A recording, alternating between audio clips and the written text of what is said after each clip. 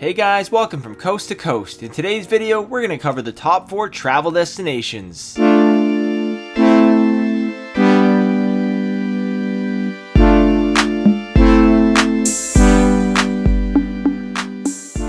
With things slowly starting to get back to normal, one of the industries that's experiencing the largest impact is aviation. After being forced to stay home for almost 2 years, people are eager to travel more than ever before, making it the perfect time to start planning your next trip. That's why in today's video, we're going to cover the top 4 best travel destinations. Some of the places on this list are extremely popular, while others are often a bucket list destination. So without further ado, let's dive into the list. Starting off with number 4, we have Southern California. Rather than choosing a specific area within this region, in my opinion, it's best to explore the entire section of the state, which would include the beautiful city of San Diego all the way up to Los Angeles and the many beach towns in between. A few of my personal favorites are the Hollywood sign hike, spending a day in Malibu exploring Topanga Canyon, followed by a stop at Point Dume. If you're interested in getting a behind the scenes look at some of Hollywood's top films, then I recommend visiting Universal Studios. While you're there, don't forget to take the studio tour. Number 3 on our list is a smaller town from a population standpoint, but very popular for tourists from all over the world. The place I'm talking about is Sedona, Arizona.